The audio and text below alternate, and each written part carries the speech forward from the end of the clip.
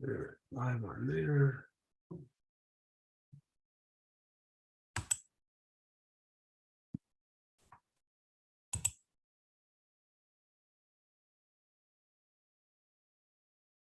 Yeah.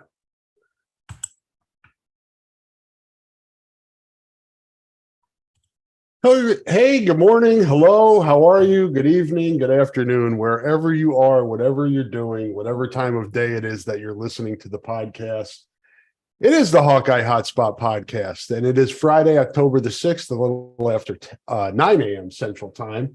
I'm Rob Howe, joined by Scott Docterman from The Athletic. We're a day after our normal podcast, had to make some rearrangements for Big Ten schedule and news releases yesterday, which gave us more on our plate this week to talk about. We've got a ton of stuff. You got basketball media days, big football game this weekend, Big Ten schedules, as I mentioned, for the next 5 seasons, some changes in the gambling rules by the NCAA. Maybe the students will be next to the court at men's basketball games. A lot of stuff to get to today. How's your week been, Scott, besides busy? Well, it's kind of like, when you get your head shoved into the water and you're trying to breathe. It's like that, except if the water was warm instead of cold and you had a dog take a leak on your shoes, it's just kind of this crazy, stupid week that I can't wait to end. So, but yeah, it's been an incredibly newsy week, and we've had mostly every week, Rob, has been newsy for going all the way back to, I don't know, the whole year, because every single week it's not like we're going, yeah, what should we talk about today? I don't really have anything. Let's just make this quick. No, it's like we have something NCAA, or we have something about a transfer, or season-ending injury to the quarterback, which we and the tight end and stuff. So it's just something every day, it seems like. And then this week has been probably crazier than the most, but hey, people want to know, and we're here to provide some information, and hopefully it's taken as split the fact with opinion. Want to start with the Noah Shannon stuff, Scott, because I think that's some of the newest information we got. That, and you went over and had a chance to talk to Beth Getch yesterday as well, and got some interesting feedback in various topics there. But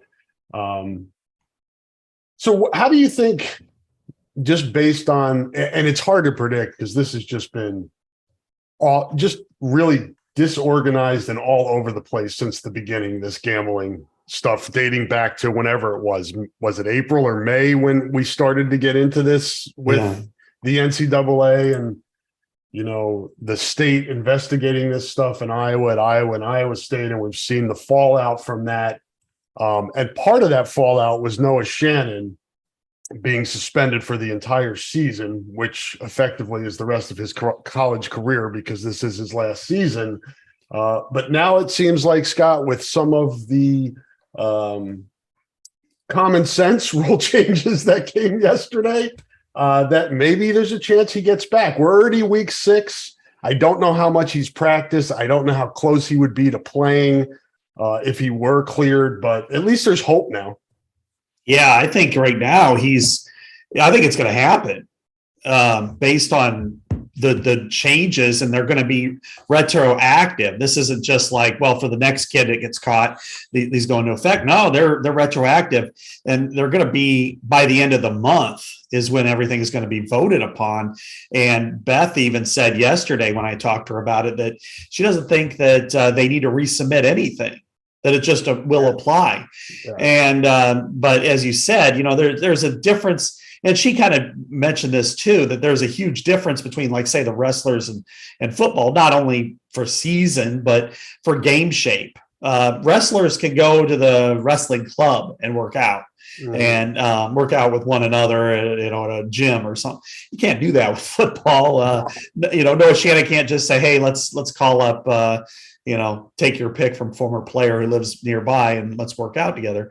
But he has been around the program and he has helped the program. So I think right now what they are seeking, and they called immediately when this news came out, which was they want clarity on whether or not he can start practicing again. Because once he is ruled suspended and the appeal is shot down, he can't practice.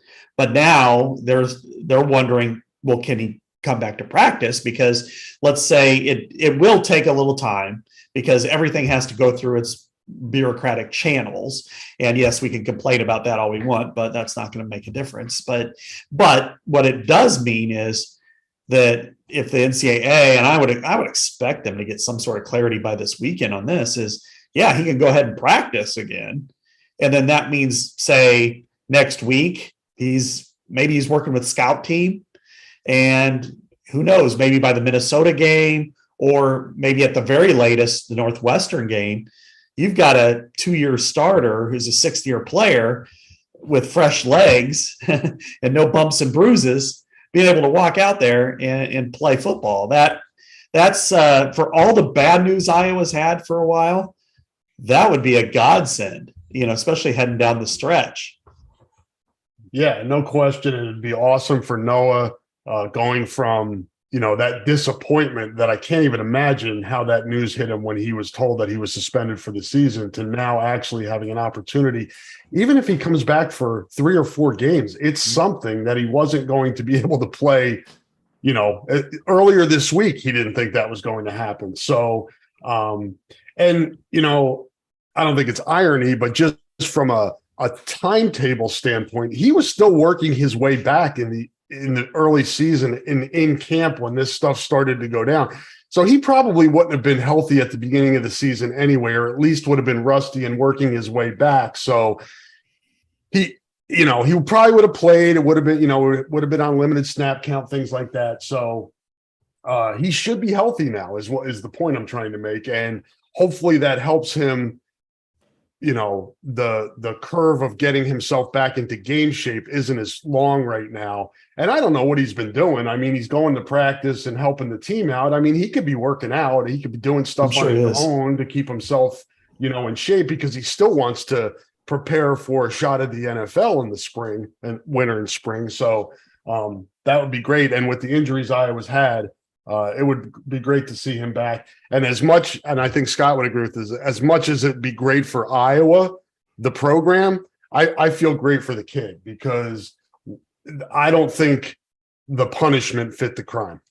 Yeah, you're right. This was make an example. And in his case, now there were other players, whether they're still on the team, one who's still on the team is still suspended, and then there are others who've left this program who deserve what they got, and a couple of them specifically that have that transferred deserve what they got. Although I think right now there's going to be, whether it's through the legal system or the NCAA, there's going to be some players who might have an opportunity we never thought they would.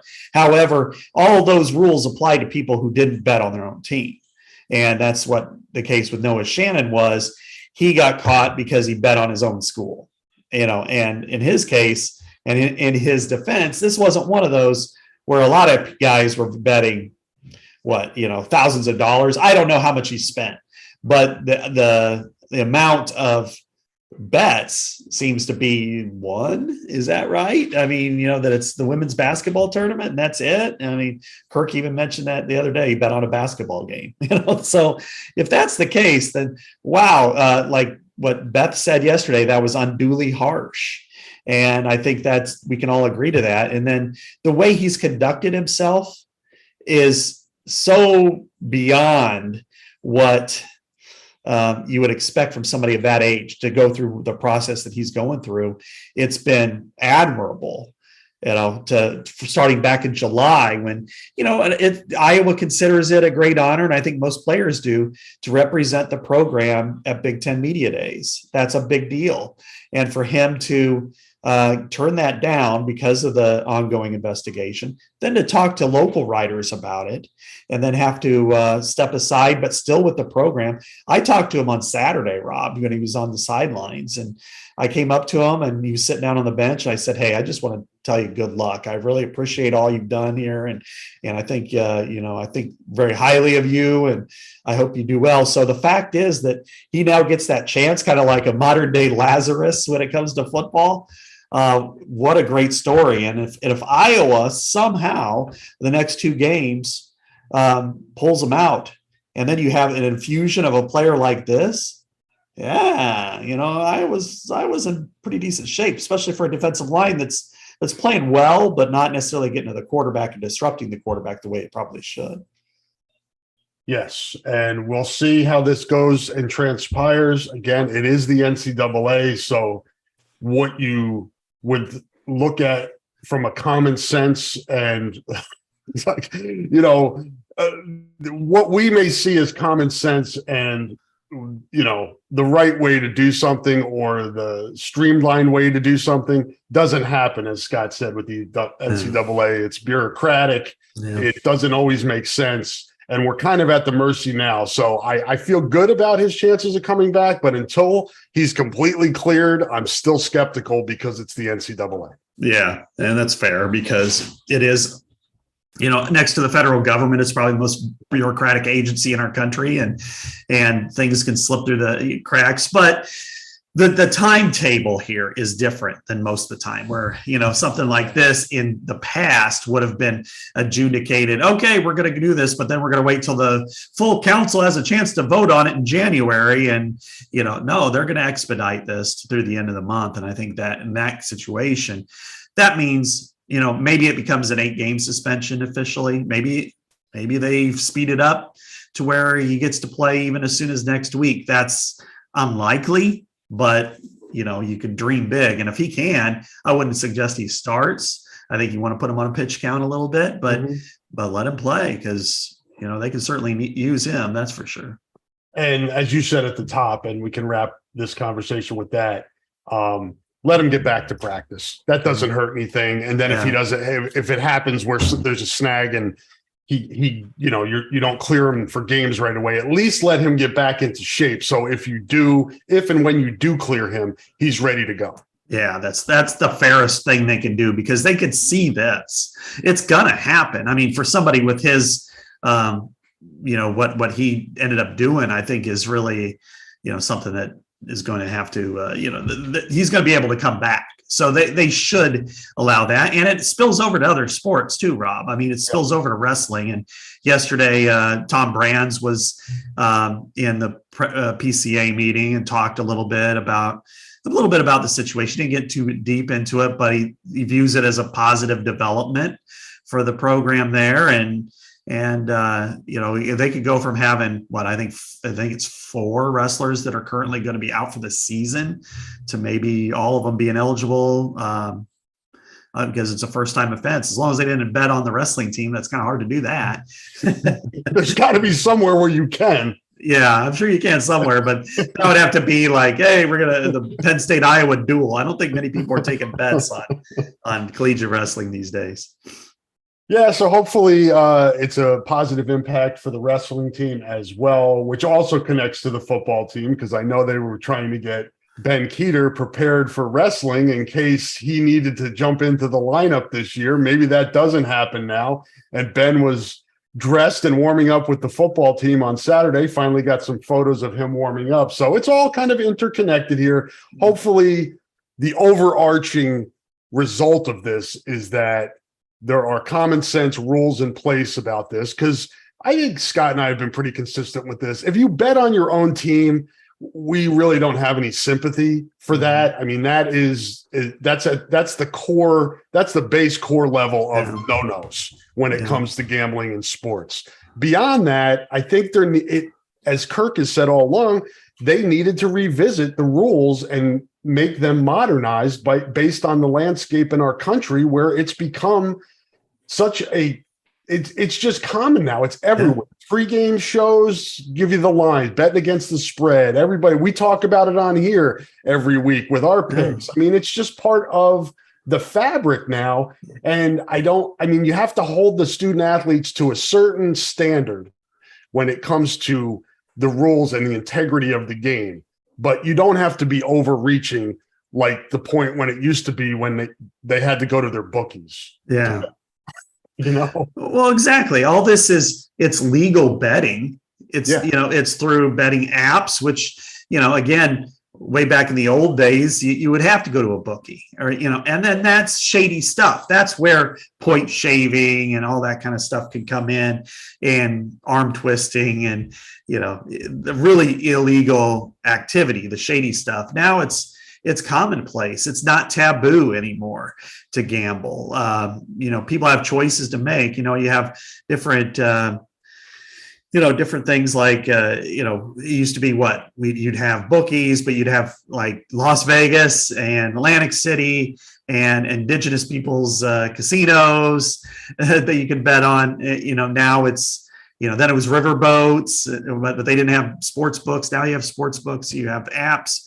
All of that, it's legal, and everything's sponsored, and colleges take money from it. So I think at this point, Iowa, and the collective, both the collective and the university athletic department get money from casinos. Exactly. So it's really, how do you say, hypocritical? Hey, I could take money from casinos, but you can't do the thing that they're trying to advertise. You can't bet $5 on the women's basketball team playing in the Final Four. Right. So, to me, at this point, my views have changed a little bit from the very beginning. I was a little bit more on the stronger side, and now I'm a little more on the laissez-faire side. And I think if the NCAA made a rule that you can't bet on your team and you can't bet on your sport, I'm fine with that. You bet on your sport, you're out for a year. If you bet on your team, you're out for life. I think I'd even be okay if you can't bet on your school. Yeah. Sports teams at your school, because we've talked about kind of the pitfalls of that with these different athletes being in the same social circles and talking to each other. And I can see that bringing into question integrity of the game. Yeah, I can too. And, and of course it brings into the question of Noah Shannon at this point. He bet on his school and he knows it and it's wrong. But it's kind of like getting busted for everybody else is speeding, you get caught, and then all of a sudden you got to go to jail because in this, even though everybody else is going past 80 and 20 miles an hour in this county, that law is that you got to go to jail if you're driving 20 over, even though everybody else is. So I think in this case, he served his punishment. It was excessive. I mean, wouldn't have any punishment, but ultimately you can't rewind the past. It's somebody who's falsely convicted of a crime and goes to prison, and then they're found to be innocent through evidence. You can't rewind it and say, okay, now you're 20 again, even though you're 38. But in this case, he has the opportunity to put up, maybe. I hate to say it this way, but it might end up being the best thing for him, if you think about it, because he wasn't even cleared to practice in the beginning of August, and with his shoulder surgery in the off season and everything. So the fact is that now he's healthy, could be working out, and could be in better physical shape than everybody else around him. He might look pretty good. And that would be a real boost to this team and this program in a stretch run. Now, they've got a couple of tough games for them this week and next, but if they can get through that might just be an infusion of good luck and good times for Iowa that they really haven't had for a long time. Justice would be served there if he was able to come back, be really healthy, be a badass on the field, put some stuff on film for the NFL, and then use that to get into the league next year. All of that would be a great end to this crazy, crazy saga. You also talked to Beth Scott about potential changes at Carver Hawkeye Arena. Yes, everybody loves that. People want to blow that place up, or at least make some changes to it and some of the changes that we've talked about now for what, a quarter of a century. It feels like forever, I remember me and you used to be on Good Call, one on one day, one on the next. And why are people leaving Carver Hawkeye with 5 minutes left to go in the game and walking up the steps? It's the same conversation we've had for decades. Yeah, it is. And it's agitating, aggravating as well. But, what she had to say was they just finished a feasibility study on Carver Hawkeye Arena, and a lot of the things that they looked at that they are going to look at closely, fan amenities, and probably seating capacity will be another, but also moving students closer to the floor. And after the fact, I asked her about it, and she's pretty committed to that. Now, it probably won't be this year, but when, and they've got to go through the whole process of redesign, spending money, getting all the money from the donors to rebuild this thing. And then that's probably news to the lady knitting a scarf that she may have to move up a few rows. Yeah, exactly. Move up somewhere. So all of that is something that, it is on now officially out in the ether. So it's something that's going to, happen. And from, Gary Barta may have had those same thoughts at times, but he never acted on them. For 17 years, he never acted on any of that. So for Beth Getz to be in just barely her second month as interim AD to really say those things out loud, it just shows that, that this is something that matters and something she's committed to. And, she talked about the atmospheres in great college basketball facilities and how the students being close to the floor, how it matters and elevates the environment. So, what will it do, Rob? I mean, is this something that's just been, first of all, it's another step like putting Tiger Hawk on the water tower or at center or at the 50-yard line. It's kind of, but this is like the biggest one of all, moving students closer to the floor. But, part of what I've always said is, well, they don't show up to all the games anyway, so you just have a big spot of emptiness. However, now if you move them to the floor, maybe it entices them to come to those games even. So I don't know. What say you? Because we both have talked about this subject for decades now. Yeah, whatever they can do to liven up, freshen up, make it a bigger home court advantage at Carver. Because you and I am both, and I'm sure plenty of people that are listening to the podcast and fans have been to other arenas and seen other environments. Michigan State comes to mind. But you're talking about, some of the top level arenas, nationally, when you talk about Michigan State and Indiana and some of those environments. And I think you strive to be that, but I think you just need to take care of what works for you and make the changes you think that can just slowly bring things up. Because ultimately you have to have a winning program. Winning is the thing that ultimately brings the most people in. But from a student perspective, give them some pizza. I saw them do that a few times last year. It does help attendance when you tell them, hey, we'll give you,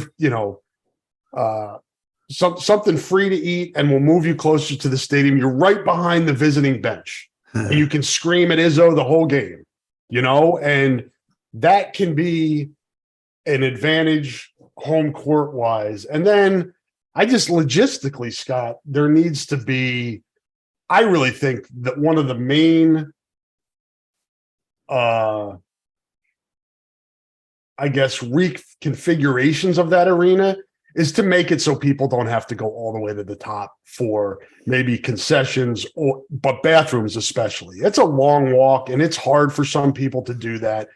They have to make the whole arena more fan friendly, not just for the students. Yeah, this is next level stuff, Rob. This is what we see at other places. I mean, it's simple, right? In the past, I remember, probably especially when I was touring or, going around the Big Ten for about 8 years with the Gazette, I would say the one arena that stands out to me the most is the Schottenstein Center, Value City Arena at Ohio State. And one of the things they had was ushers, walking up and down with soda and popcorn or whatever.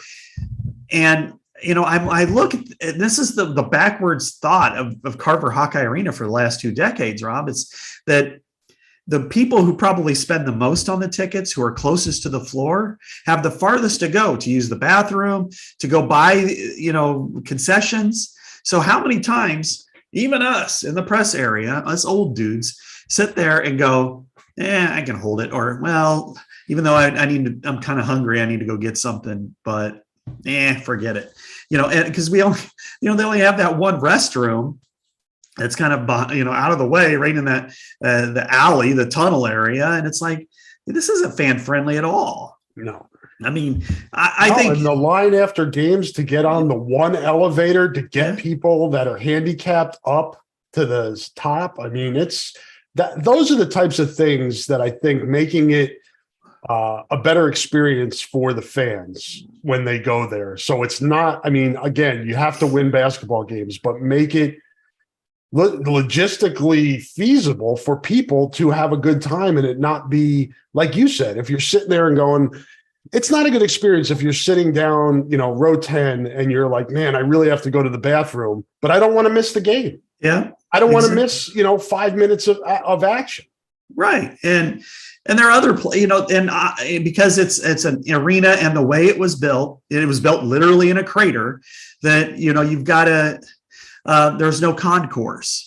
So you've got to go all the way up. And I know some people say, well, that's just lazy to talk about. Well, no, fans are customers and you got to serve your customers. And this is one where it's for the better part of 25 years, it's been, let's turn out the sign, game today, and come in and that's it, and whether it's food, it's been mediocre at best for the most part, except for ice cream cones and the lack of restrooms and facilities and the unease of, God, I got to walk all the way up there. And you're talking about elderly fans. Maybe they're knitting, maybe they're reading, maybe they're into the game, but trying to walk, 40 steps all the way up to the top.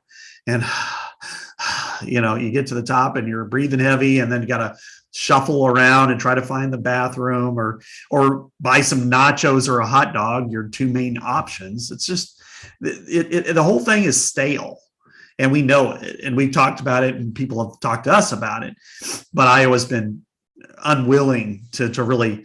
I think there's been a lot of things they could have slapped some lipstick on that pig and been okay for a little while, and they've chosen not to do any of it. And now I think they can at least do some of that. But I think the one thing that is unique, though, Rob, about Iowa that I've noticed over the years versus even other places, even Iowa State and Wisconsin, which are kind of their kissing cousins, is the amount of people who want to stand versus the amount of people who want to sit. And there's the students are one thing, but I mean, I'm even just regular fans who want to stand for a lot of the game and really get into it versus people who want to sit and enjoy the game that way. And it might behoove Iowa to have, maybe call it the perch, and maybe have a different seating area, bring some of the court closer or some of the seats closer to the floor, maybe have it, say like the area where we are, like maybe in that corner, bring it all the way in, have a little club in the back, have like, again, like a perch over the top. This is a sitting area. You can enjoy the game and, and that way some fans will feel more comfortable saying, yeah, I can sit and enjoy the game. Mm-hmm. And then have an area that's like, hey, this is standing room, not necessarily only because there's times when everybody's going to sit, but beware, you're not going to be here and somebody's in front of you cheering. Don't say, hey, come on, we're trying to watch the game. So that's unique to Iowa. And I think it's something that needs to be probably discussed early in this process. Interesting to see how this all shakes out. Hopefully in the end, it improves the Carver Hawkeye Arena experience for everybody. Let's do Big Ten schedule, Scott, and then we'll dive into Iowa football on the other side of a break. From a micro perspective here, which is Iowa, for those that have not seen this, next year, we know conference games wise, 2024, Iowa will be at Maryland, Michigan State, Minnesota, Ohio State, and UCLA, Nebraska, Northwestern, Washington, and Wisconsin come to Kinnick Stadium. And then just kind of you guys can check this out. It's all over the place, and I don't want to go through all 5 seasons, but USC, I will be at USC in 2025, along with Rutgers, Nebraska, and Wisconsin. Looking at home games coming in, you have you have Washington coming in 24, Oregon coming in 25 to Kinnick Stadium, Ohio State coming to Kinnick in 26, Michigan in 27, along with USC and UCLA. Those are the home games in 2027, if I'm still around, are really good. Maryland, Michigan, Minnesota, UCLA, and USC. And then 2028, you have Illinois, Nebraska, Rutgers, and Wisconsin at home. That's not great, but trip to USC. So a couple trips to USC in here, Scott. One to UCLA. I have that right. Yeah, a couple to USC, one to UCLA. Ohio State, Michigan involved in that as well. I like it. I looked at those schedules yesterday. I'm like, this is good stuff.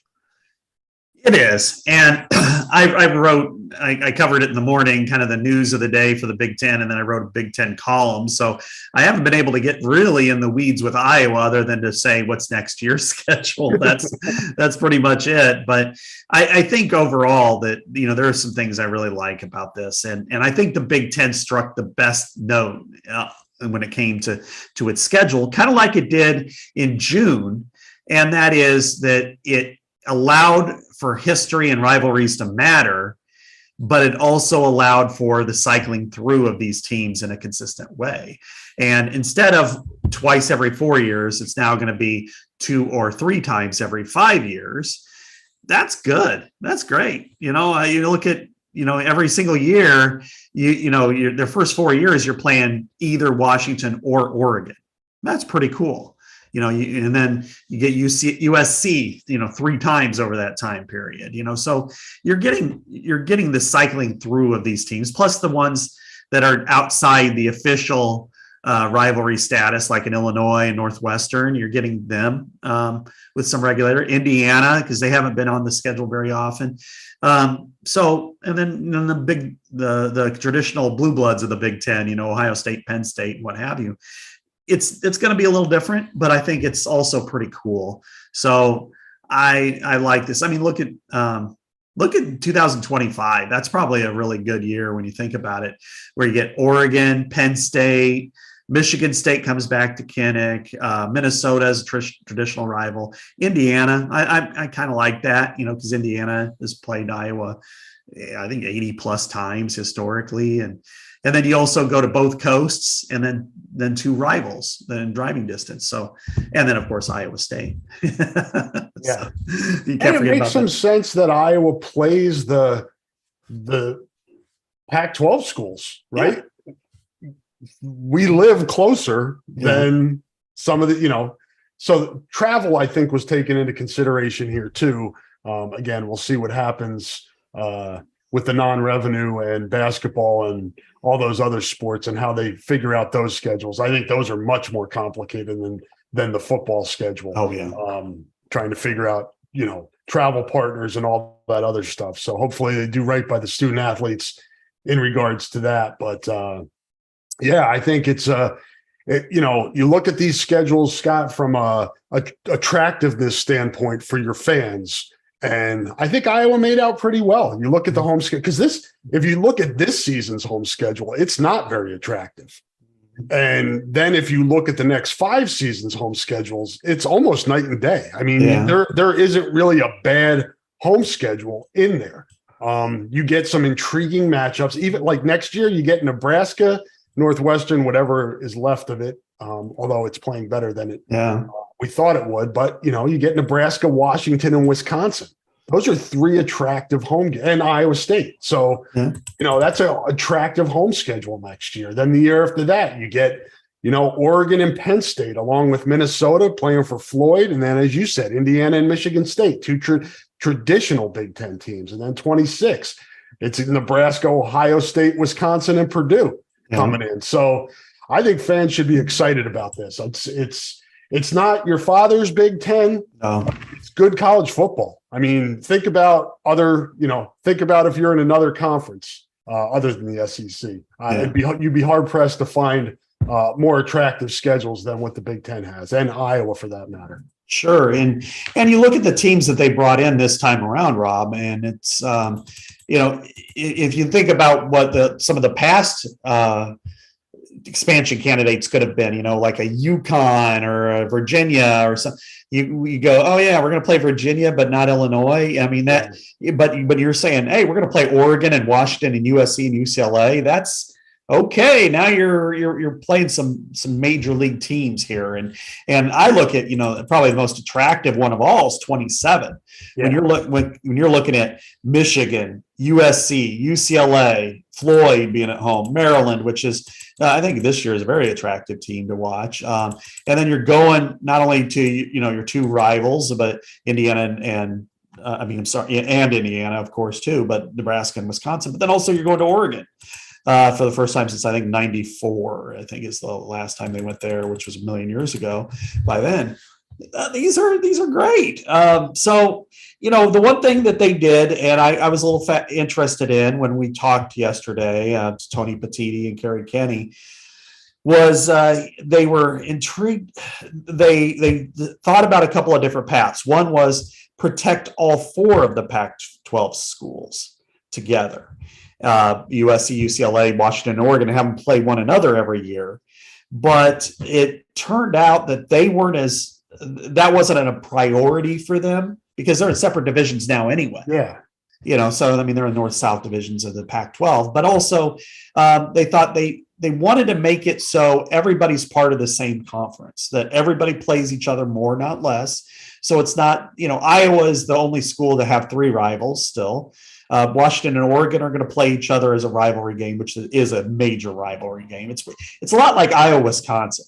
It's one of those under the radar nationally, but locally it is a big deal. And so you have that, and but that way they can have these, they can go to Penn State, they can go to Rutgers, with the same regularity they come to Iowa and Minnesota and Nebraska. So I think this is really cool. The one thing that we're going to see more of, Rob, starting next year, more Friday night games. There'll be a Friday night game pretty much every week now. And now it like Michigan won't be a Friday night game. They've said absolutely not. And, sometimes if you are a big boy, you get a chance to exert your authority. So they did.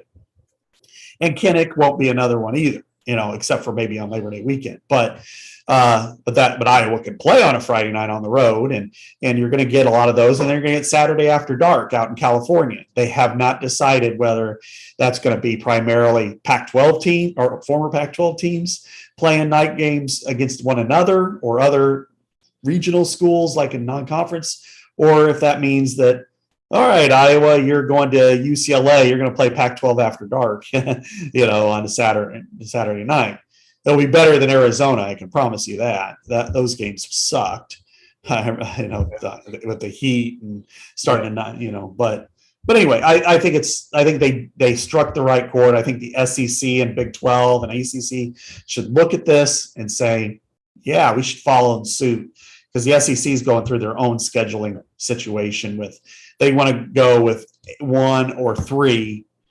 And in some cases, it's like, why don't you just protect the ones that matter and then cycle through everybody else, like the way the Big Ten's doing it? Yeah, I like it. Look forward to it. You're going to have some wonkiness because of the geographical spread. You could have, like Scott said, potentially an East Coast team playing a late night game in California or Washington or Oregon. And then you may have one of those teams from the West Coast playing in their clock in their head at like 9 o'clock in the morning back east. So those things are going to happen. Hopefully they avoid having them happen a lot. But overall, I think they're off to a great start with this schedule, and looking forward to hearing more about it and locations and days and times and things like that as we move forward. Let's take a break here. I'll let folks know that support for the podcast comes from Systems Unlimited, celebrating 50 years of providing services to people living with disabilities and mental health needs throughout East Central Iowa. A list of their services and upcoming events can be found at sui.org. That is sui.org. Thank you to Systems Unlimited for the great work that they've done in the community for over 50 years and helping us here on the Hotspot podcast. Hear from some more of our sponsors here, and Scott and I will be back on the other side to actually talk about Iowa football. Hang in there.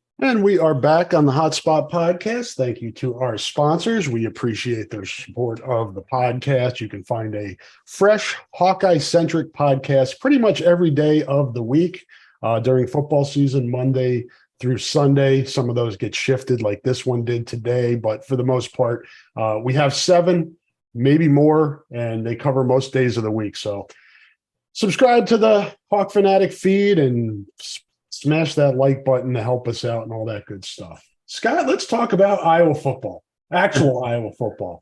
We have a quarterback change coming. We've got a former wide receiver now playing running back, coming back to Kinnick Stadium in Tyrone Tracy Jr. Interesting angles. This game, as we just talked about, kind of segueing in from our last conversation. This will be the 13th year in a row, I believe, Purdue and Iowa have played. And that streak, as we said, will come to an end next year because they will not be on each other's schedule again until 2026. So long live Legends and Leaders rivalry, man, with Purdue. Most hated rival, right? Yeah. That is, there are things like this that kind of make me go, Yeah. And I think, but, I'm sentimental a little bit for the old Big Ten anyway, and whether it was really the 11 and I suppose 12 could have been worked out well too, way would have been great if it had that finished that way, but it's not that way. So I'm not going to waste my time whining about it, but Purdue and Iowa have a history. I think they played now 90 times. So that's, that's a significant series in Big Ten history. And one of the most important games, I wrote about it, I think it was during the COVID year, that because they led off that season against one another, was Purdue in 1930, when Iowa was kicked out of the Big Ten for having a collective and funneling cash to its athletes. The horror. Yes. Oh my God. It was so terrible. 1927 to 29. But when Iowa was doing that and got booted from the Big Ten, Purdue was the only team to say, we'll schedule you in football. That was the only time since 1917 that they haven't played Minnesota. Was 1930 because they were part of the guys kicking them out. And so Purdue played Iowa, so did Nebraska, so did Penn State. So, future members did. But alongside of that, I mean, there is some really fascinating history to the series. Things like, it was at one point the longest streak in Big Ten history when Purdue beat Iowa 20 years in a row until I think it was the Rose Bowl year, 1981. And they've had some really fascinating games over the years and some big upsets, as we saw 2 years ago. So there's some history here. We all kind of made fun of it a little bit, but when you see this team and you're going, this is the last time you're going to play them, that's kind of too bad, for a while. Probably for all the players, maybe one or two kind of sticks around or something by 2026, but I don't know. But they certainly going to be an interesting matchup, no question. Yeah, it is. Both teams are 1-1 in the very what's the word I'm looking for to be kind here to the Big Ten West? A very average, pedestrian. Yeah, that's pretty much what the Big Ten West looks like this year. But that doesn't mean we don't have intrigue, because we do in the Big Ten West, because somebody's got to win, right? Somebody has to win this division and play in Indianapolis in December. And this game, I mean, I think you can look at it and say, well, Iowa shouldn't have to beat Purdue to win this division. It should, it should be a given that Iowa beats Purdue. But we know, as you said, this game has been very unpredictable. Last year, I didn't think Iowa would win at Purdue, and Iowa pretty much dominated that game. And then there are other times where I think Purdue didn't have any business beating Iowa, and it's done so. Yeah. So that's what lends itself, I think, to good rivalries, matchups, series, however you want to put it. And I think we have the same thing going on here this week with, as I said, Iowa with Deacon Hill taking over at quarterback. We don't know how that's going to look. Purdue's got a new coaching staff and is trying to figure it out. We don't know how that's evolving. We kind of see that, it looks like Purdue's playing better, but we don't know. It's a road game for them, their first road game, I think. Is that right? Or first Big Ten road game anyway. Yeah. They played their first two Big Ten games at home. So this is the first chance for their new quarterback to play a Big Ten road game in a hostile environment. Just a lot of different factors, elements of this game, Scott, that makes it intriguing to me.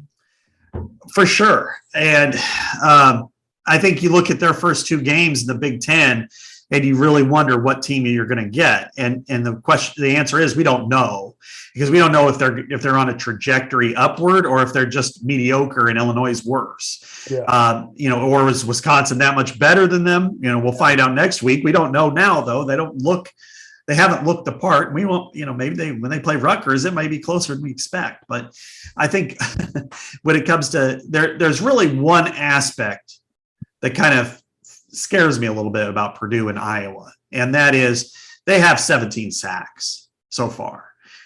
We've seen Iowa's offensive line, and it has been very inconsistent. It's had a couple of games where it's run the ball really well, and it's had a couple of games where it's pass blocked really well. But it's never came in the same game before. And this is the type of opponent you really want to do that against both ways, whereas you have a new quarterback in Deacon Hill because Cade McNamara tore his ACL, and you want to make sure that he, they establish the run, that way he's not pressured to pass and do those things, at least, and inconsistently he could be there. But then I think you look at, Purdue, if they get after the quarterback like this, and they come from all angles and all areas. Last week, they had a corner blitz that forced a fumble near the goal line, and Illinois quarterback Luke Altmaier fumbled and was recovered for a touchdown. And, they could cause a lot of problems. And if you have with a new quarterback, that scares me if I'm Iowa. Now, if they can run the football, and Caleb Johnson's back, which is a godsend for Iowa. If they can run the football and keep them off balance, then Iowa has a better than average chance of winning this game. But I think that it's so unpredictable that it's really hard for me to come out definitively and say Iowa's going to win. 6 weeks ago, I thought so, but things have changed quite a bit. And Ryan Walters is a fabulous defensive mind, and I know I read his transcript this week from his press conference, and he talked about Deacon Hill taking over for Cade McNamara. It's awful for Cade. Feel terrible that this has happened. Hopefully he comes back healthy next year. But he talked about, Deacon Hill. He has the basics of Deacon Hill, which is really strong arm, not as mobile as McNamara. Yeah. Deacon Hill looks more like Spencer Petras and Nate Stanley. Yeah.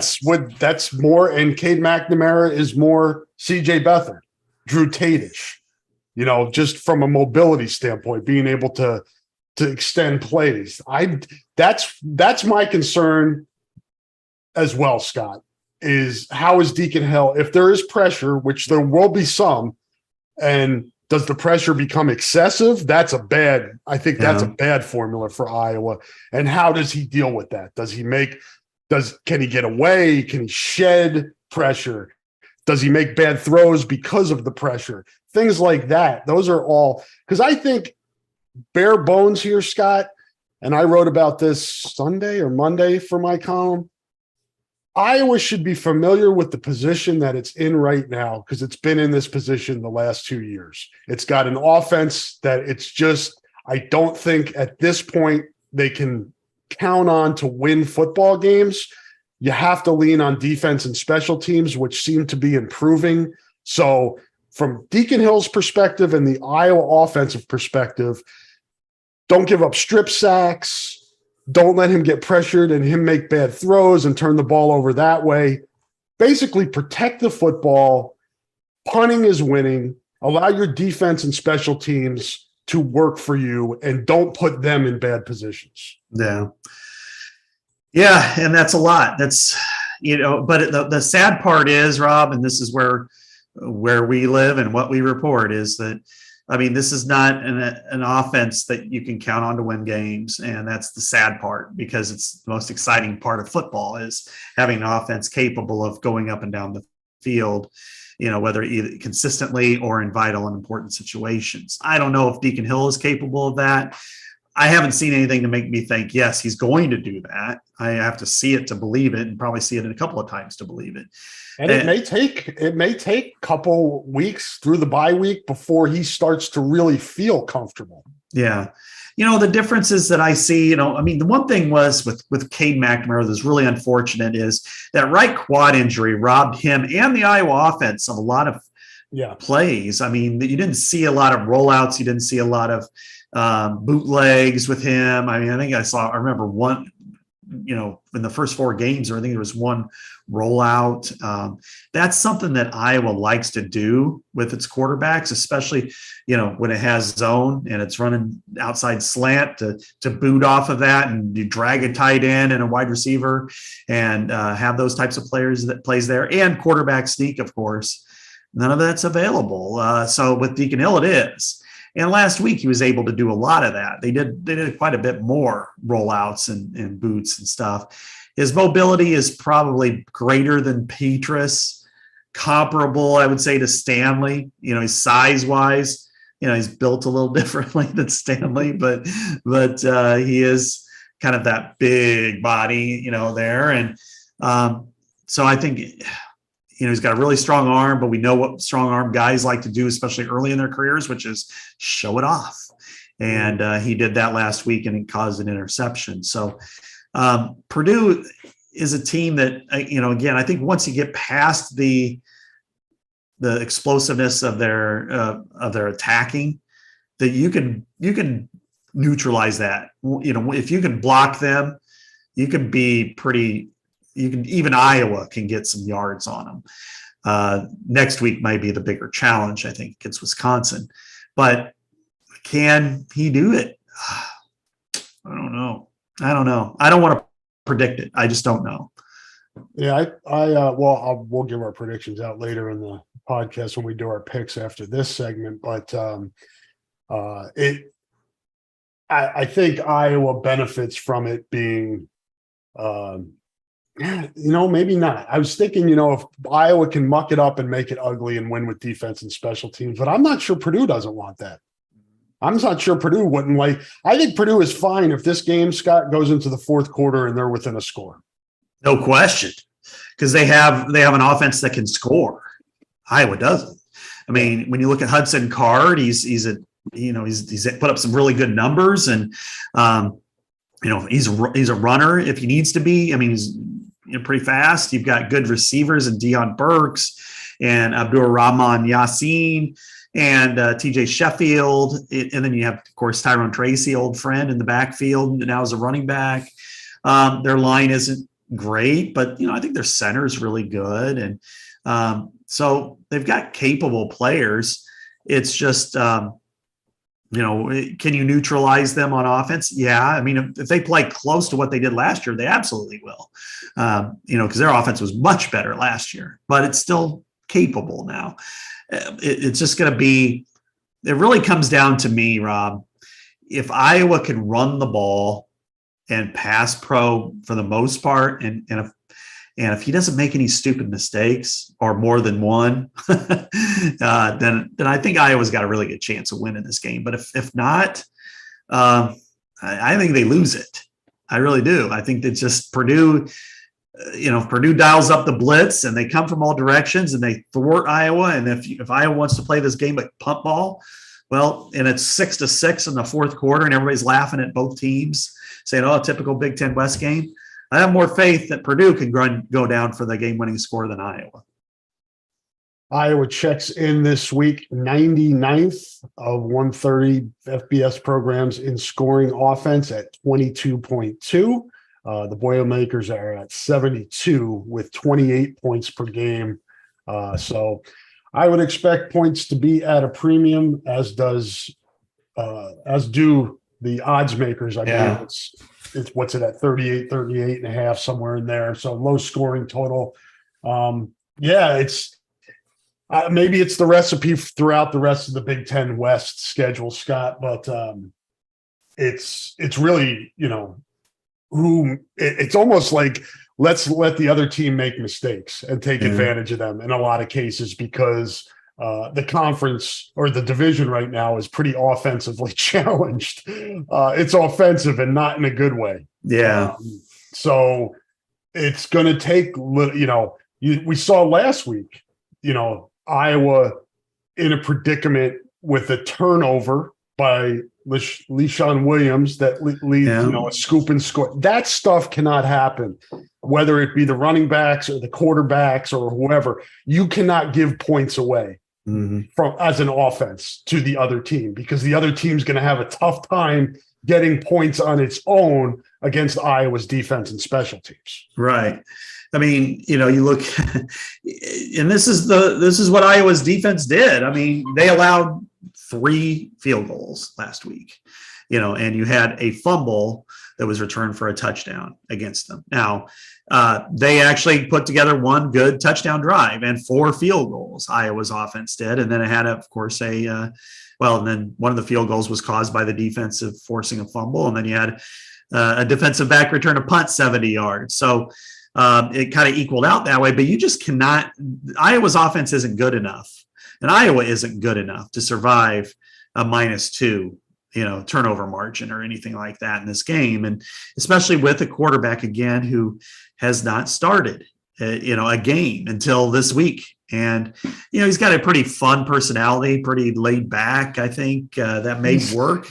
He's got the California kind of that California kind of cool. Yeah, a little bit. Right. But you look at like Petrus was much more serious at times, although he was great. I still like Spence, but so we'll see what happens. He's going to have the one thing I would also worry about is, you look at the number of people that are in his ear right now. You have Cade McNamara, he's out for the season, so he's going to want to share as much knowledge as he can. Spencer's there, he can do the same.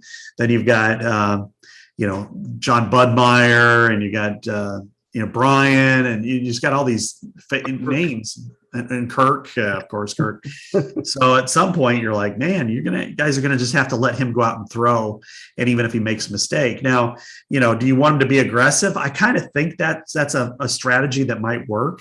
Why not on the first play of the game throw it 60 yards, incomplete, as long as it's not intercepted. Throw it down the field. Make Purdue know that we're coming after you. You be ready for us. We may not complete this one, but we're going to complete one, and we'll have your ass for it. That's, to me, what you almost have to do with a quarterback like this. Now, I wouldn't do that next week. Next week's different, but this week would be one I would do.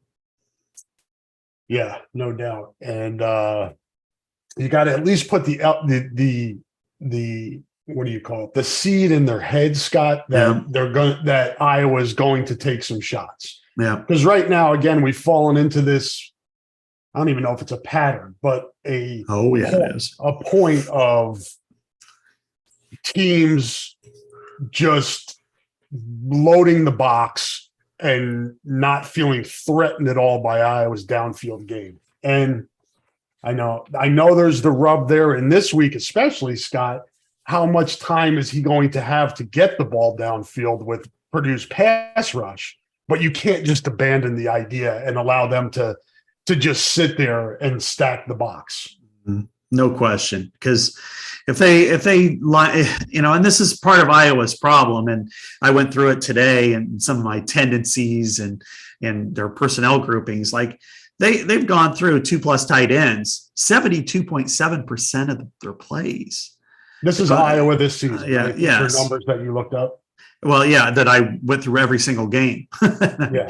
I watched it. If you want it more in depth, Scott's Yeah. going to give you an overview here, but check out his story on The Athletic about, because we all talk about Iowa being predictable. Yeah. Scott has numbers to back up that theory. It's true. And you look at, so basically you're saying 3 out of every 4 offensive plays have 2+ tight ends with them.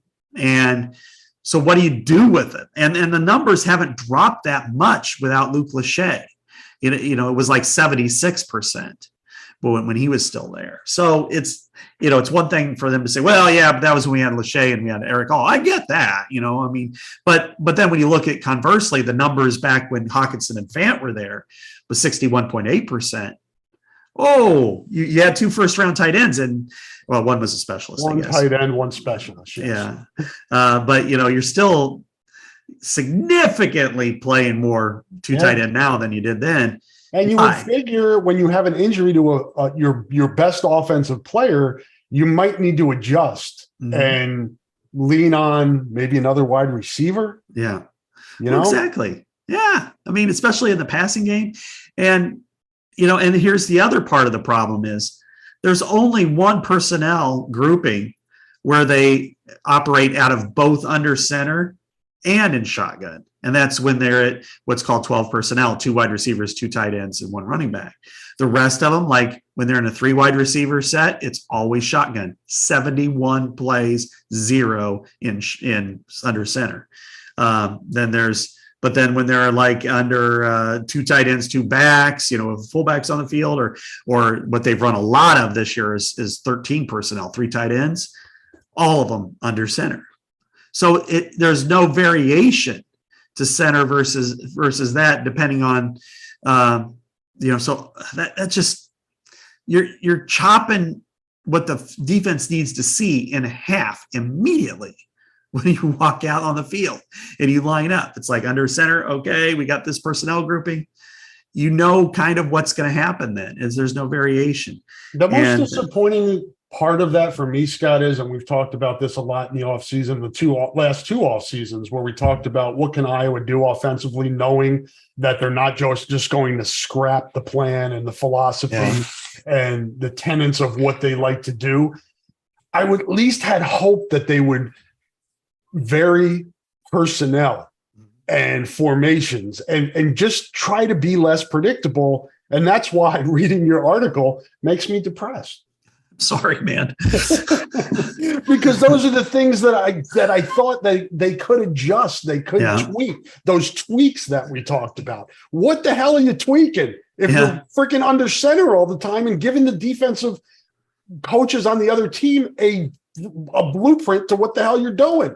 Well, exactly. That's the problem. When it's like, okay, we every time there's 2 tight ends on the field, that's 3 out of 4 plays. There's 2 tight ends on the field. So how are we going to defend that? Well, we know how, and then when every time there's 3 wide receivers on the field, well, we know they're in shotgun. So their traditional running plays aren't going to work the same way. I mean, and then you start to get into first and second down and first and second quarter type things. And that gets really complicated. But I'll say this, that here's the thing that drives me nuts that I've noticed pretty much consistently throughout Brian's career. And it's really the numbers speak to it, is his script is very good. When he puts why is that? Why does the script work and then shit just goes in the shitter a lot of times after it? And it happens exactly the same way against Iowa's defense too, if you notice. Yeah. There are a lot of times teams take the ball and they drive it on Iowa and they get, field goal or they score or they even move it 60 yards and you're like, man, it looks too easy. And then all of a sudden it's like second quarter, they get 1 first down, stuff like that. And it's the same way for Iowa. Well, it's kind of, to just mix analogies a little bit. It's like seeing a pitcher for the second time, but it's also, you're scouting. You think you've seen how they're going to come out and do things. So this is what we want to do to attack them. The problem is that when they come back, they circle back, as they say in bureaucracies. We're going to circle back to this. That they run the wrong play against it, or the other team has seen it now and said, okay, now we know how to defend it because the first time they did it this way and now we're here. And so it's the game of chess at that point. And it's like, yeah, I took your rook and your bishop, but now you're killing me. and that's where there are adjustments. And then the tendencies come in. And you're like, oh, and that's why they're passing, first to second down passing numbers go from like first quarter, it's like 60% completion. Great. That's exactly what you want. Second quarter, it's like 33%. It's like 11 is 30. And you're like, why? Well, you get bogged down and you do too many things. And one thing I've noticed, Rob, and that this is, again, the predictability. And this was one play, but it was at Iowa State and it was 10-0 and early in the second quarter. And they're backed up on like their 13-yard line or something like that. And you had Caleb Johnson in there and you ran 22 personnel, 2 tight ends, a fullback and a running back. And I can't remember, it might've been Caker I turned to and I said, this is the time to get the home run. This is the time to play fake on first down and attack down the field. And what do? They handed off to Caleb Johnson for a 5-yard loss. And then it just played bog ball for the rest of the quarter. And it's just the differences that drive me crazy too, obviously. Yeah, disappointing with the completion percentage not improving this year. You know, I figured that would be the one area that I felt pretty confident saying Cade McNamara would raise. But let's face it, and granted, he was not 100%. He hasn't been 100% the whole season. That hit. The Iowa offense didn't look good with him in there. Yeah. So, right. I mean, it's not like, oh, no, that's, to me, that gives me, it's in an odd way, gives me more hope that, I was hoping that eventually it would kick in for Cade McNamara, but it still hadn't. Maybe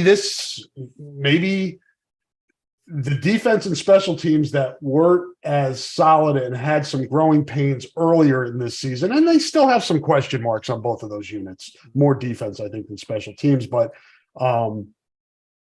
that the formula of just don't screw it up on offense, I think still was playing out, even with Cade McNamara.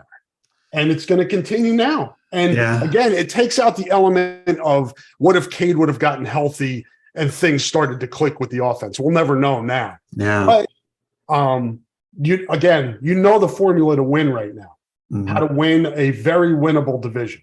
Yeah. Yeah. This is the weakest it's ever been. And this is the reason why that it's going away. I mean, if it was competitive, it would be different. But, the disparity between the East and the 4 best teams in the league are in the East, Maryland being the 4th. And this week we might find out if Rutgers might be number 5. They play Wisconsin. So, it is very winnable. It doesn't mean it's not going to be a laughing stock, but I think the Penn State game kind of sealed it for me, Rob, that I went, this is no good. That everything that I've tried to see, I've tried to view it through their lens, and some of the things that worked in the past that maybe just depends on who's out there trying to execute, varies. Like, I think back like the 2020 year, the COVID year, and without Alaric Jackson, that offensive line does not look anywhere near it. I mean, he is, in my eyes, Rob, over the last maybe 10 years, maybe longer, the most overlooked great player Iowa had. He was 4 years at left tackle. That doesn't happen. He was a fucking badass at left tackle. And when it came to, and more so in the running game, I mean, that's why you saw him run for more than 4-6 yards per carry, because he killed his guy almost every time. And then the other parts were Iowa always had that senior, usually in-state guy that kind of got it by the end and became a second team all conference player, a Ross Reynolds or, Connor Buffelli was kind of that way. Kyler Schott, those types of dudes that, when they're 22, 23, and Iowa really hasn't had that. And I look at this offensive line, I do actually think it's better than it is last year, but it's just not, what you expect. It's not, I thought going in that you're going to see a much improved unit, and we've seen a kind of improved unit. And then wide receiver, the disappointing part of that is that they've gotten as many targets this year as the tight ends in total. That just doesn't happen anywhere else in America except at Iowa. It's always 2/3 or more. I mean, the average number of targets per team at that position is like 6.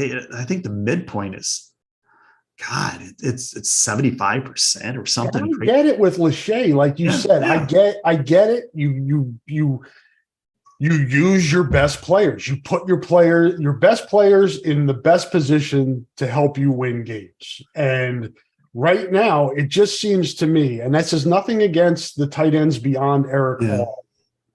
Why not Nico Reganey or Deontay Vines or Caleb Brown, or go down the list of receivers? Why not some of those guys more often? Not just get away from 2 tight ends. You don't have to completely get away with it, but just be less predictable and vary up your personnel groups, and maybe lean on the wide receivers a little bit more.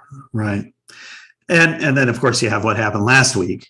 Right. And the drops don't make a case for them. Yeah. And that's but then that all, when you start weaving this web, and it's like your receivers can't catch the freaking ball. Your line can't block either one or the other. It's like they can't walk and chew bubble gum. They either block for the run or block for the pass with accessibility. Your running backs are pretty good for the most part. Your quarterback's hurt. It's the passing game's inconsistent. Your best player's hurt in Luke Lachey. And I think the hardest part of it all, Scott, is we're 2.5 years into this now. Yeah. And it's just, I think people are punch drunk from going through. It's a long time, 2.5 years, to watch the same things, the ineffectiveness at wide receiver, the lack of consistency on the offensive line, the inaccuracy of quarterbacks. I mean, it's just, I think it's a snowball effect at this point. Yeah. And that's why I completely get fans, everybody are tired of it, because it doesn't work. Fire Brian change. Yeah. It's like you're last in the country or close to last in all these categories. And, it's going to be fixed this year. It's going to be better this year. No, it's not. It's not better. And you went to the portal and you got all these people, and then it doesn't work. It's still the same, and if not worse, and maybe they're good enough to win the West, but are they good enough to compete with a Penn State, a Michigan, or an Ohio State? No. Not at this stage, no. I mean, I don't know what they'll look like at the end of November, but not right now. I wouldn't want any part of Michigan right now. That would be ugly. Yeah. And you look at that, and it's like, when you're Iowa, you feel like you should always be decent, but you should also feel like, hey, give us the right day and we'll take them down. We'll throw down with these guys. And in the past, that's been the case. The last couple of years, it hasn't been, because their offense is punchless. They're just, and we saw that against Penn State this year, and we saw that against Michigan in the Big Ten championship. Right. Just not on the offense. You can't be competitive with. And last year at Ohio State may have been the worst of all. Yeah. Because of what, freaking 8 turnovers or whatever it was. I mean, they had like their lowest yardage output, because in part Iowa's defense is really good, but also because they had the shortest field, to go. So it's hard to get. You can do what Iowa does with the defense, special teams carrying you to victory against teams like Northwestern and Purdue, and even Wisconsin and Nebraska, although it cost them against Nebraska last year. Yeah. But you ain't doing that shit against Ohio State and Michigan and Penn State. You're not squeaking by with defense and special teams. Yeah. And this is the year where you look at, you're the Iowa fan, and I think Iowa fans have gone from being skeptical to cynical, and I get it. It's frustrating for us to deal with sometimes, but you're constantly, you don't want to hear about it. It's like, don't tell me about the labor, show me the baby. And the baby is still ugly, and it's like the baby. Yeah. Yeah. And so it's just like, God damn it. So I don't know, does it, what would happen, if they get a big point outburst?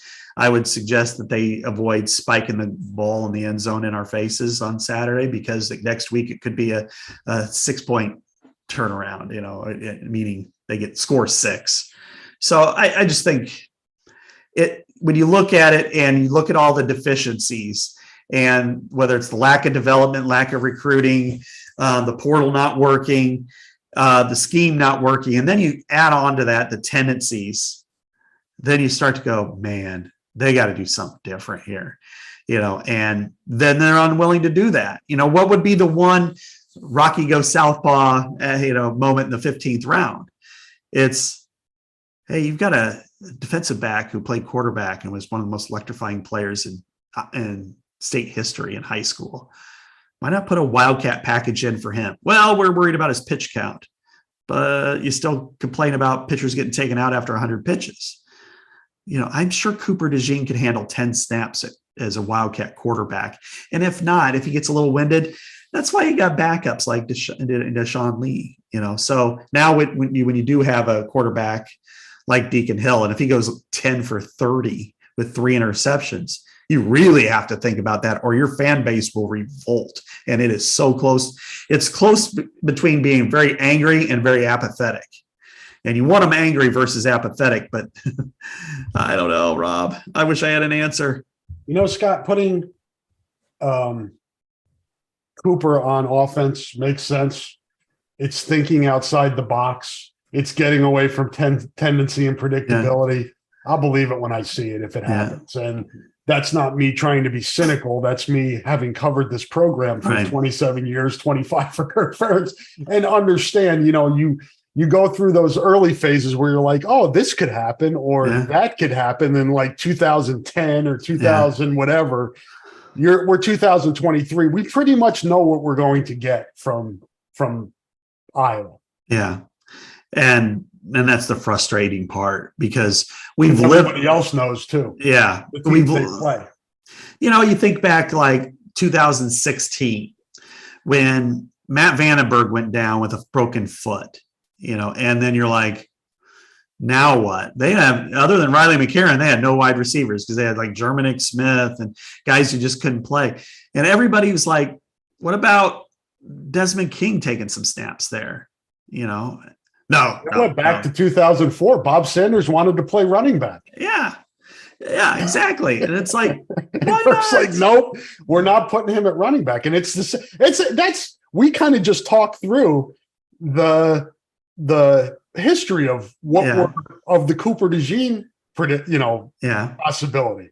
Didn't do it with Bob Sanders. Didn't do it with Desmond King. Are they going to do it with Cooper DeJean? No. Again, we'll believe it when we see it. We know that that's not the case. But this is why it's infuriating. I'm not talking about him playing wide receiver, Rob. That's its own element. They should be better than what they are, and blah, blah, blah. I'm talking about him for Wildcat quarterback, because frankly, everybody makes it so difficult when you're talking about a Wildcat possibility. It's get the ball snapped to you, fake the handoff, or give the handoff. Then you can run with it. They've never even thrown off a Wildcat when they started doing it a few years ago. It just went away. And then it went away. They haven't done it. Other than last year, if you want to count Sam Laporta, in the bowl game, which was just like, and I'm like, well, maybe that gives me a glimmer of hope here. I don't know. But if can you imagine their reaction, let's say in the second quarter, and it's 3-3. It's the second quarter. Out comes Cooper DeJean to take snaps. What would the crowd at Kinnick Stadium feel like? What would Purdue feel like? Yeah. What the hell's going on? What do we do? The crowd would be on its feet like we've never seen it. Like, I know. Bigger than a game-winning touchdown. Bigger cheers than Torrey Taylor. Yes. No, all right. Let's not get it carried away. But no, because remember back when Marshall Kane ran that fake field goal in 2015, like first series of the game, and he came up short, but everybody gave him a standing ovation. Yep. It was like something different. Yay. Instead of eating a vanilla ice cream cone, we got a swirl. That would be, if he came out, ran a few plays out of that, And even if he left, there'd be another standing ovation for that, just because, and then people might say, wow, Brian's smart, wow, Kirk, you're willing to do this. It doesn't even have to be that much, but it's just a thought. And then you put it on film, and then other people go, well, we don't know. That's his first snap, maybe against Wisconsin next week. Yep. They have to something extra to prepare for. Right. But it's like, well, we're going to not 2-3 tight ends line up under center. Instead, we've got a well done steak with no steak sauce. And that's tough to get down. Yeah. Let me tell you. I know. With no water, no beer, no pop, no nothing. I am intrigued, Scott. I'm interested to see what happens now. Horrible for Cade. I feel terrible for the kid, and hopefully he can get back next year, and hopefully it's here, and hopefully he can help this team. It seems like that's the plan now. But for now, it's the Deacon Hill show, and we'll see how it plays against Purdue. And then next week, obviously, with him returning to Wisconsin, will be that'll be a huge storyline, and his first road game and all that. We'll get into that next week. Yeah. Now for the bad news, Scott. Time for our picks that suck. That's what we're going to call this segment for the rest of this season. Scott and Rob's picks that suck. Well, that was the case definitely last week when we were 2-5. Right now, I still have a 3-game lead on you from the previous week, but I'm 29-24-1. You're 26-27-1. So that was definitely a segment that sucked last week. Yeah, no doubt. What were we last week? 2-5. Hmm. We all good. Yeah, we picked the same one. So I think you joked at the end that we're either gonna go swing or swim. And boy, we were like the Titanic last week. All right, we're in this for a comeback this week. Yeah. Get on board. Get on board, man. Well, first one is the game tonight at Champaign Supernova, Illinois. Nebraska at the mighty Illini. They are a 3.5-point favorite. The Illini are, and over under is 43.5. Rob, what do you think?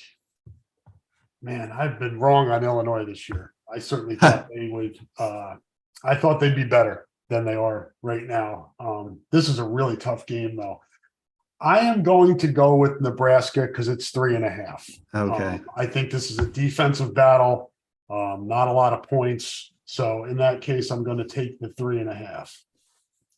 You've been that way when it's come to Illinois. I've been that way when it's come to Nebraska all year. I think I was like, yeah, they're going to beat this team. They lose, or they're going to at least cover. Last week against Michigan, I thought, oh, they'd compete.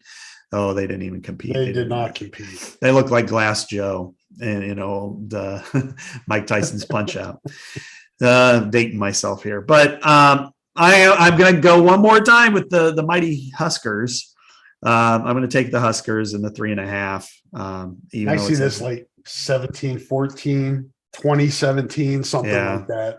Yeah. I mean, Illinois is, I think, the most disappointing team in the Big Ten, because I with their schedule, their only crossover against one of the big three was Penn State at home. They played that one all right, but then the rest of them, they haven't played very well. So I'm going to go, last week getting blown out by Purdue 44-19 really sours me on the Illini. So I'm going to go with Nebraska. The big noon kickoff is Maryland at Ohio State. Ohio State minus 19.5. Both teams are undefeated, and the over-under is 57.5. I'm going to go with, based on against the spread, I'm going to go with Maryland. I don't think they went outright, but 19.5 is a lot to give up. I think this could be, I would probably take the over as well. 57.5. I think this could be a high scoring game, but it could be in the neighborhood of 52-35 or something like that. So, but I'm going to take the Terps. I'm with you. I think that's too many points. I think Ohio State's the better team and will win at the shoe, but I think this line reflects more people not respecting Maryland yet. Yeah. And the Ohio State name brand. Yeah. But I think these teams are closer than 19.5 points. Yeah. Like I said, if Maryland was in the West, I think they might actually go to Indianapolis. So yeah, I think I agree with you. Yeah, that's sad and scary to think. Up the road where we'll be next week, Rutgers at Wisconsin. The over under is 44. The Badgers are 12.5 point favorites here. And the weird part about this game, Rob, to me is that I could either see Wisconsin blowing out, like they always do, 44-7 or something like that. Or I could see it being a field goal at the end of the game, flipping in the air. And I don't know. I'm not saying I'm sold on Schiano as turn around Rutgers into something that they're not, but I think 12.5 is a lot for me on this one. So I'm going to go with the Rutger Howers. I'm going to differ with you for the first time this week and take and throw the 12.5. Wisconsin coming off a bye, Rutgers traveling halfway across the country. Madison. I think Wisconsin's starting to figure it out a little bit. I think this is a tough line, and I don't love this game, and I would never play this with real money. But I'm going to go with the home team in this one. Okay. All right, next one, and there is no line. I've checked it everywhere, and it's understandable. So it's kind of like free space on the Monopoly board. Howard, Cosell, Cunningham. Yeah, Cunningham. Yeah, Howie Long at Northwestern. It's homecoming for the mighty Wildcats. I'm going to take. We're just give it a free space here because there just isn't a line. I'm going to go with Northwestern. So. Yeah, I will as well. It's a mess in Evanston right now too. Yeah, but they last week they put up a fight about outside of the program. Yeah. Oh yeah. Right. With the legal issues and stuff going on. And seeing Pat the guy that was at Kinnick Stadium last Yeah, right. I have pictures of him with a lot of people, Scott, that I haven't published. Yeah, I do too. I did publish them. I sent them away, but he was walking and I'm like, Fitz. I'm like, hey, what? Yeah. He's like, hey, what's going on, buddy? And I'm like, nothing. How's your family? I'm like, he's kind of like, I don't want to talk here. We know each other well, so it's like, okay. All right, the night game on NBC, Big Ten Saturday night. Michigan minus 18.5 at the mighty Gophers of Minnesota. So this one. Minnesota has not played great, let's put it that way, for a long time, I don't think. But, they last week, they kind of stumbled through. I'm going to go with Michigan, even though early in the season, Michigan screwed me every week, it seemed like, on the spread, but that's when it was like 35 or 38 points. I think 18.5 on the road. They look pretty good right now. Yeah, seeing what Michigan did at Nebraska last week and how Minnesota has not played well this year, that number almost seems low. Yeah. So I'll throw the 18.5 as well and stick with our theory that the teams in the East are far and away better than the teams from the West. Yeah, I think we're there. And then comes down to the game we cover. It's not a big week. There are 3 teams with byes.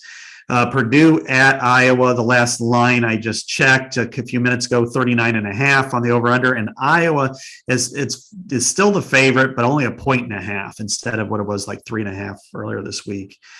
That said, I can see this going either way, and I can see a lot of scenarios. It's like that 5-12 game in the NCAA tournament where you're like, yeah, it could go either way. And even though I was just leaning the other way all week, I am going to take Iowa. I don't know why. I'm stupid, I suppose. But I think Iowa can maybe play its best game of the year and kind of put some stuff together. If they can neutralize the pass rush, they can run the ball. They dominated them last year.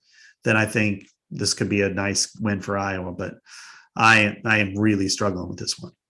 Yeah, it's tough. What we talked about at the top of the preview in the, our preview segment of this game is just a lot of unknowns. Deacon Hill, Purdue new coaching staff, just a lot of factors that it's hard to handicap. Yeah. I like to hit folks with the trends each week. Purdue is 2-5 against the spread in its last 7 games. The Boilermakers are 5-1 against the spread in their last 6 games against Iowa.